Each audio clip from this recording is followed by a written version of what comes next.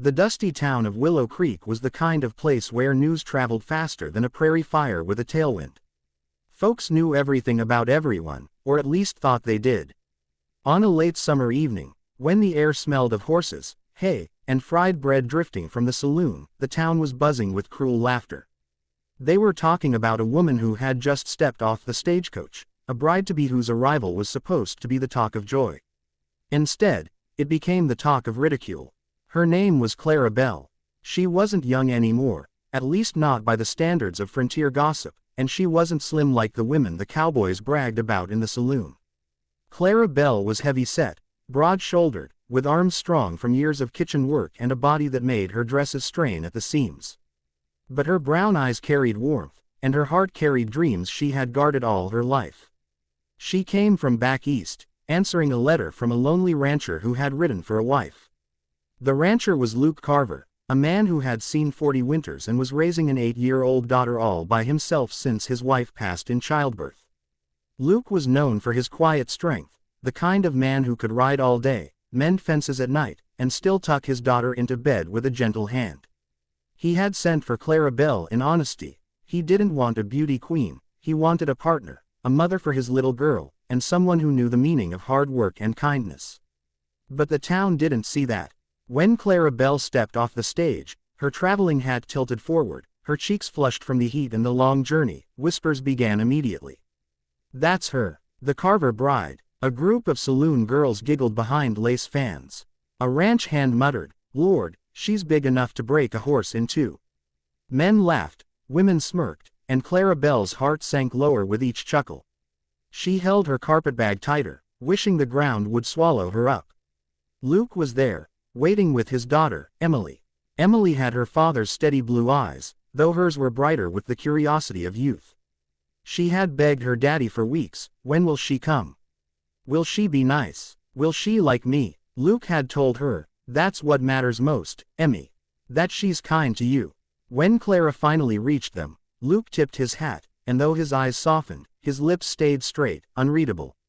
Clara stammered, Mr. Carver." He nodded. "Luke," he corrected. She looked down, ashamed of the town's stares, ashamed of the cruel laughter she couldn't block from her ears. Before Luke could say more, little Emily peeked from behind her father, her braids bouncing. She stared at the woman everyone mocked, but children's eyes don't see the way adults do. Emily stepped forward, tugged Clara Belle's hand gently, and said with a smile that cut through every whisper, "She is pretty, Daddy." The laughter faltered. Some people turned away, embarrassed. Clara's eyes brimmed with tears, not of humiliation now, but of a child's innocent acceptance. Luke glanced at his daughter, then back at Clara. For the first time since she stepped off the coach, Clara Belle saw no judgment in his eyes, only quiet respect. Luke helped her with her bag, ignoring the town's stares, and led Clara and Emily to his wagon. As they rode away, Clara looked back at Willow Creek, where the laughter still lingered like smoke. But Emily leaned against her, chattering about the ranch, the horses, and the wildflowers that grew near the creek. Clara found herself smiling faintly, the ache in her chest easing. Life at the Carver Ranch wasn't easy, but it was honest. Clara cooked, cleaned, learned to milk the cows, and soon proved she was stronger than most had given her credit for. She could haul water, mend torn clothes, and whip up biscuits that made Luke pause at the table with a rare look of satisfaction. Emily adored her, shadowing Clara's every move, asking endless questions, and braiding flowers into her hair. But the town didn't let her be. When Luke brought Clara to church the first Sunday, whispers filled the pews again. Some women pitied Emily, others sneered that Luke had been desperate. A few men smirked, nudging each other, making crude remarks. Clara kept her head high, but every whisper was another knife. That night, she told Luke quietly, "Maybe I shouldn't have come. Maybe they're right." Luke set down his coffee cup and looked at her across the lamplit kitchen. "They ain't the ones raisin' my girl. They ain't the ones mendin' my shirts or keepin' my house warm. They don't know a damn thing about right." His voice was steady, but his eyes carried a weight Clara hadn't seen before. Over time, Clara's strength began to shine through the ridicule. One day, when a storm rolled in and threatened the cattle, Clara tied her skirts, rode out with Luke, and helped drive the herd back to safety. Another day, when Emily fell into the creek, it was Clara who dove in without a thought, pulling the girl out despite the current tugging hard.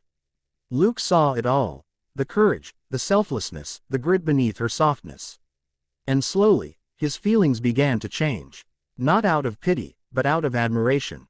He found himself watching her when she hummed while kneading bread, when she brushed Emily's hair by lantern light, when she sat by the window with a book in her lap. She wasn't the kind of woman men in town bragged about, but she was the kind of woman a man could trust with his heart. The turning point came at the harvest dance. Luke hadn't planned to take Clara, knowing the whispers would be crueler than ever. But Emily begged, saying, "Please, Daddy, I want Clara to come. Everyone needs to see how pretty she is." Clara resisted at first, but Emily's pleading won. When they arrived, laughter stirred like always, some louder than before. A man muttered, "Hope the floorboards hold." Another snickered, "Wonder if she can dance without losing her breath." Clara's face burned. She turned to leave, but Luke caught her hand, rough and warm. "Let him talk," he murmured. Then he led her to the floor. As the fiddle struck up a tune, Luke guided Clara into a slow waltz. At first, she stumbled, awkward under so many watching eyes. But Luke's steady hand, Emily's proud clapping from the sidelines, and the strength of her own heart kept her moving. The whispers faded. The cruel laughter thinned. People saw not a joke, but a woman cherished in the arms of a man who chose her. By the end of the night, Clara Bell wasn't the obese bride anymore. She was Luke Carver's wife-to-be. She was Emily's beloved mother in the making. She was the woman who had stood tall in the face of mockery and proved her worth not with beauty by society's measure, but with courage, kindness, and love. Months later, when the wedding bells rang across Willow Creek, the church was full again. Some folks still whispered, but many had come to respect her. They had seen the storms she braved, the child she saved, the man she softened. And as Clara Bell walked down the aisle, Emily's voice rang out clear and proud once more. "She is pretty, Daddy." This time, no one laughed.